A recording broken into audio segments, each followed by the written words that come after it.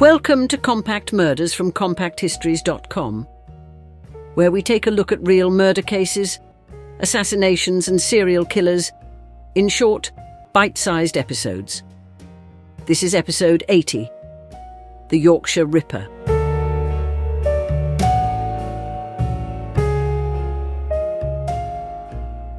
By the mid-1970s, parts of northern England were already living through a period of social strain, economic uncertainty, and deep anxiety about crime. Yorkshire's cities and towns were changing, with old industries under pressure and urban areas carrying the marks of poverty, nightlife and neglect.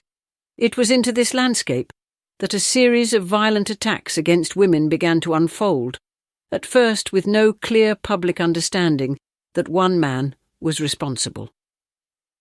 The name that would later dominate headlines, the Yorkshire Ripper, had not yet taken hold. At the beginning, there were women, families, detectives, hospital staff, and communities trying to understand sudden brutality in places that had once felt familiar.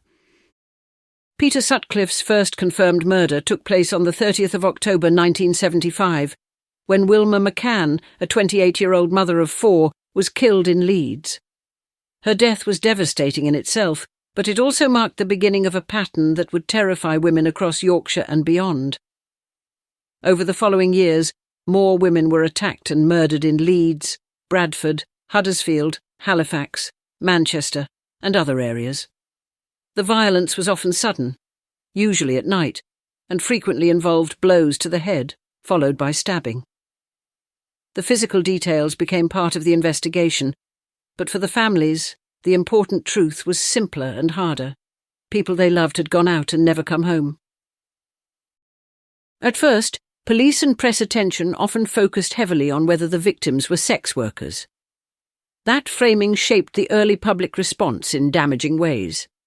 Some women were indeed involved in sex work, often through poverty, coercion or circumstance, but others were not. More importantly, none of that changed the value of their lives. Yet the language used at the time sometimes implied a hierarchy of sympathy, as though some victims represented a more shocking loss than others. That attitude would become one of the lasting moral failures associated with the case. As the attacks continued, fear spread through ordinary routines. Women were warned not to go out alone after dark, to avoid certain areas, to take taxis, to travel in groups, or to stay indoors entirely. The burden of safety was placed largely on women themselves, as though the proper answer to male violence was female restriction. For many women in Yorkshire, nighttime stopped being simply nighttime. It became a curfew without a law, enforced by fear, rumour, headlines, and the knowledge that the killer remained free. The early murders did not yet reveal the full scale of what was happening, but they created a grim rhythm. A woman was killed, police appealed for information, communities mourned, newspapers printed another name, and then time passed with no arrest. Each unsolved attack made the next one feel more possible. The case was no longer simply a police matter. It had become part of daily life, shaping how women moved, how families worried, and how the north of England imagined danger after dark. As more attacks were reported, investigators began to recognise connections between them, but recognition did not bring control. The killer's methods appeared similar enough to suggest a pattern, yet the circumstances of each victim complicated the picture. Some women were attacked in red light districts, some after social evenings, some while walking home, and some in quieter areas away from public view. The police were dealing with a predator who moved across different towns and cities, while also navigating a flood of witness statements, vehicle sightings, forensic clues, and public tips. Between 1975 and 1980, 13 women were murdered by Peter Sutcliffe: Wilma McCann, Emily Jackson, Irene Richardson, Patricia Atkinson, Jane MacDonald, Jean Jordan, Yvonne Pearson, Helen Ritker, Vera Millwood, Josephine Whittaker, Barbara Leach, Marguerite Walls, and Jacqueline Hill. 7 other women survived confirmed attacks. Their survival mattered enormously, not only because they lived, but because some were able to give descriptions, recall vehicles, and provide information that should have helped narrow the search. In a modern investigation, survivor testimony would be treated as central. In this case, too often, it was absorbed into a system that struggled to use what it had. The scale of the inquiry became enormous. Police gathered mountains of paperwork, created index cards, logged names, chased leads, interviewed thousands of men, and tried to connect sightings across different jurisdictions. Yet this was an era before modern computerized major incident systems. The investigation relied heavily on manual records, handwritten notes, human memory, and filing processes that were not designed for a case of this size. Information existed, but existing is not the same as being usable. Somewhere inside the mass of material were clues that pointed towards Sutcliffe, but the system failed repeatedly to bring them together. Sutcliffe himself was not invisible. He was interviewed by police multiple times during the investigation. His vehicle, appearance, work patterns, and presence in relevant areas all offered points of interest, yet each time he was allowed to go. That is one of the most chilling features of the case. He was not a phantom operating entirely outside the reach of law enforcement. He passed through the net again and again, because the net was torn, tangled, and often aimed in the wrong direction. Part of the problem was assumption. Investigators built ideas about who the killer was, where he came from, what kind of women he targeted, and what sort of motive he must have had. Once those assumptions hardened, they shaped how evidence was interpreted. Victims who did not fit the expected profile could be treated as exceptions. Witnesses who challenged the preferred theory could be undervalued. Leads that contradicted the dominant view could be pushed aside. The pattern was there, but it was not only a pattern of violence. It was also a pattern of missed opportunities. By the late 1970s, the inquiry had become one of the largest criminal investigations Britain had seen. Its size, however, did not make it efficient. In fact, the bigger it became, the more vulnerable it was to overload. The police had a vast quantity of information, but not enough clarity. They had public pressure, but not enough focus. They had surviving witnesses, but not enough willingness to listen properly. And while the machinery of investigation grew heavier, Sutcliffe continued to move through the north, hiding in plain sight. The Yorkshire Ripper investigation is remembered not only because of Sutcliffe's crimes, but because of the repeated failures that allowed those crimes to continue. It would be unfair to pretend that every officer involved was careless. Many worked long hours under intense pressure, chasing leads in a frightening and fast-moving case. But effort and effectiveness are not the same thing. The inquiry became a cautionary example of what happens when poor systems, flawed assumptions, institutional sexism and tunnel vision combine. One of the most damaging assumptions was the idea that the killer was primarily targeting sex workers. This led to a dangerous narrowing of perspective. When women who were not sex workers were murdered, the tone of public and official reaction often shifted, as though the case had crossed into a more serious category. That distinction was cruel and revealing. It suggested that violence against some women was more expected, more explainable, or less publicly shocking. The victims' families were left to hear their loved ones discussed through labels rather than lives. The police response also placed heavy emphasis on controlling women's behaviour. Women were told to stay indoors, avoid walking alone, and change their routines. Campaigners objected fiercely to what felt like an unofficial curfew on women, rather than an effective restriction on male violence.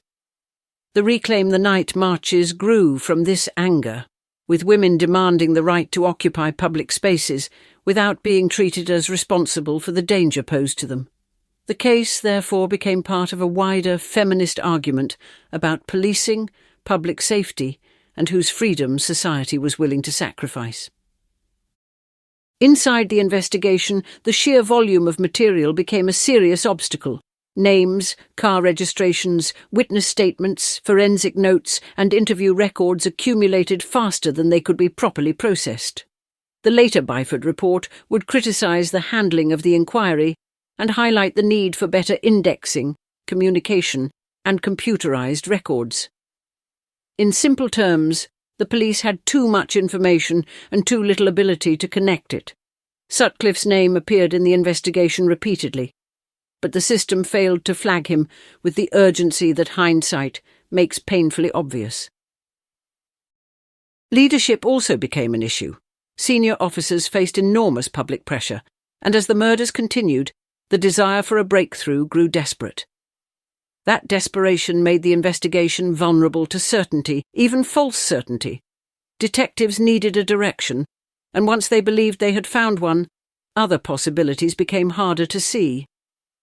This is one of the great dangers in any complex inquiry. Once a theory becomes emotionally useful, evidence can be bent around it rather than used to test it.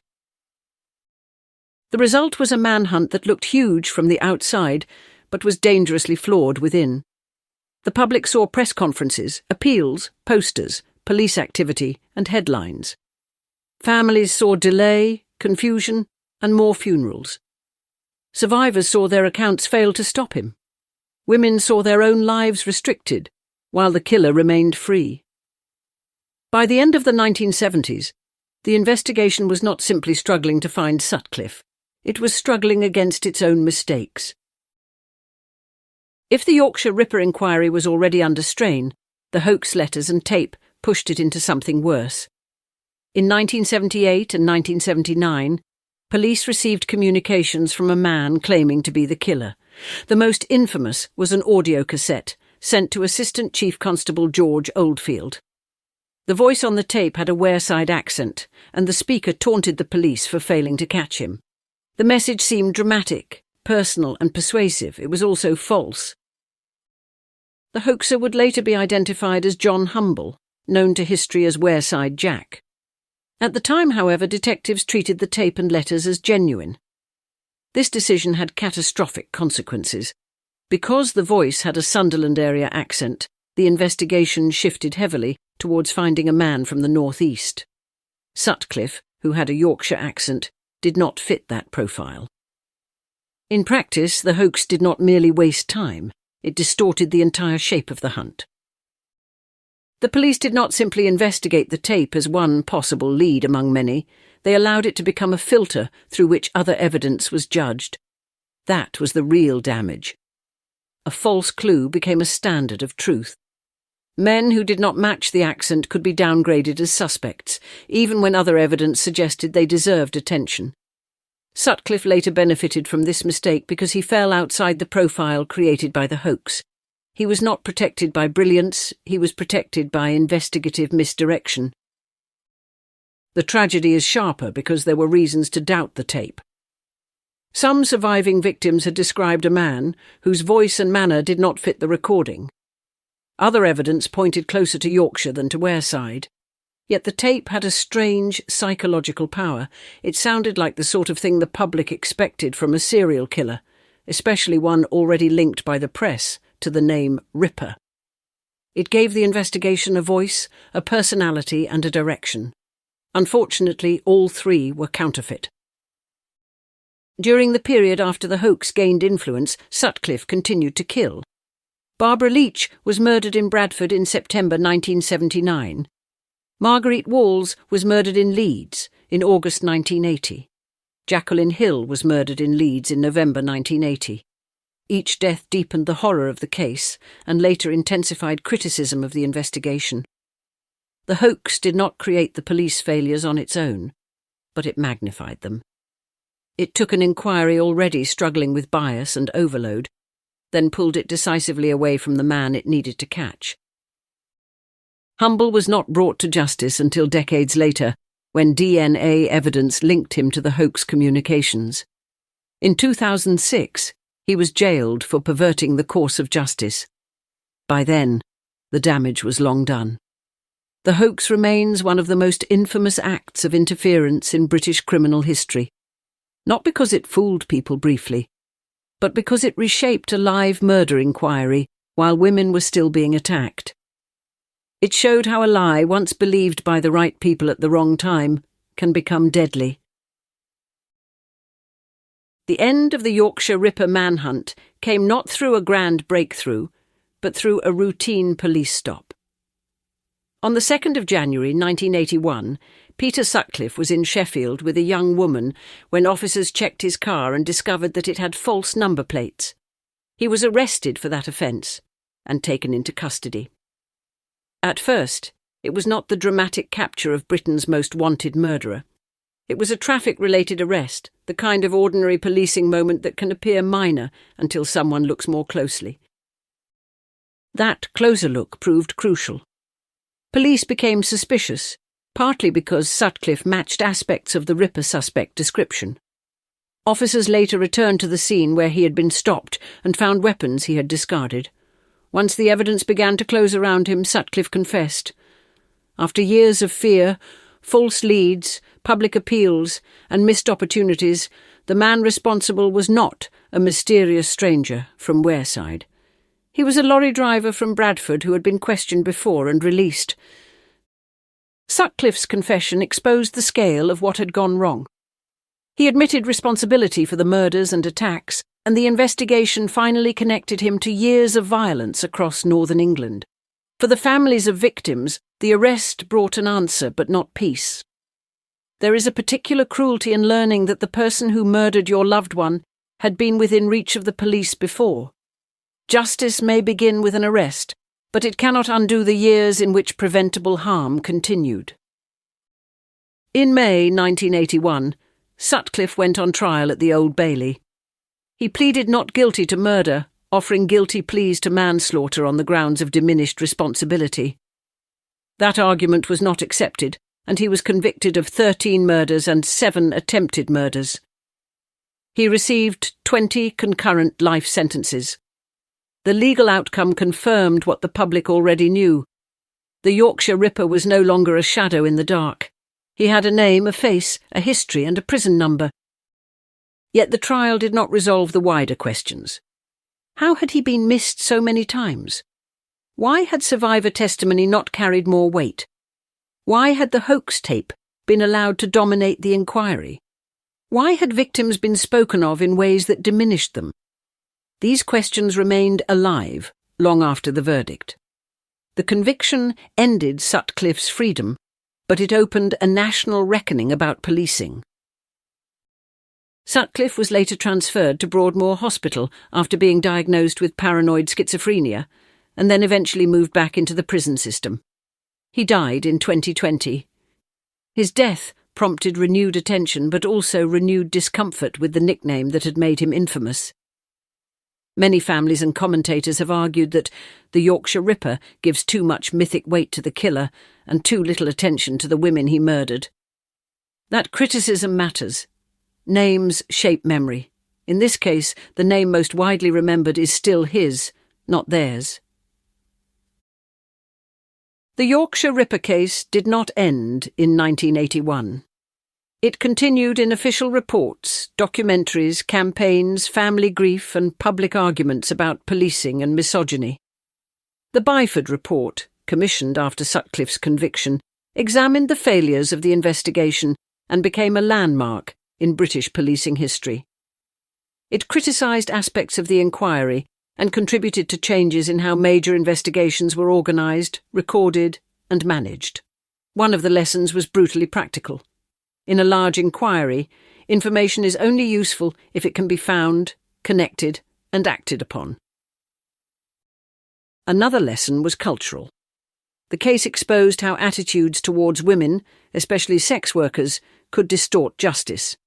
Some victims were treated in public discussion as though their lives required explanation before they deserved sympathy. That was not a minor flaw in language.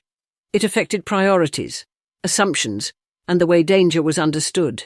Modern reassessments of the case increasingly focus on the women themselves rather than on Sutcliffe's notoriety.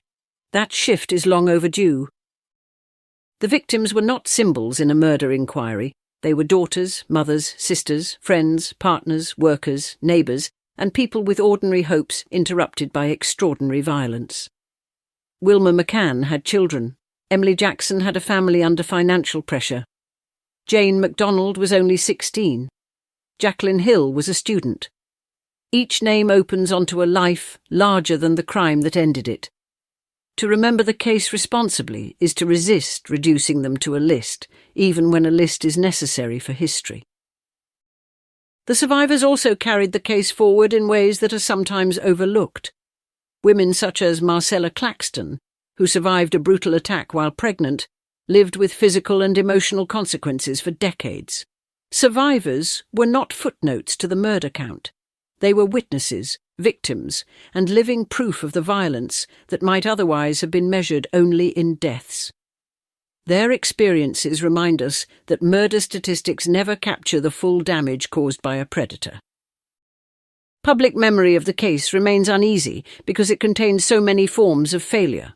There was Sutcliffe's violence. There was the hoax that misled the police. There were investigative systems that could not cope. There were sexist assumptions that shaped responses to victims. There were families left to wonder whether earlier action might have saved lives. That is why the case still haunts Britain. It is not only a story about a serial killer, it is a story about the institutions and attitudes that failed to stop him sooner. Today, the Yorkshire Ripper case stands as a warning. It warns against tunnel vision in investigations, against treating some victims as less worthy than others, against allowing media labels to turn murderers into legends, and against placing responsibility for male violence on women's behaviour. The most responsible way to tell the story is not to marvel at Sutcliffe, but to remember those he attacked and killed, and to ask why so many chances to stop him were lost. That is the real horror of the case. Not that evil appeared from nowhere, but that it was seen, missed, and allowed to continue.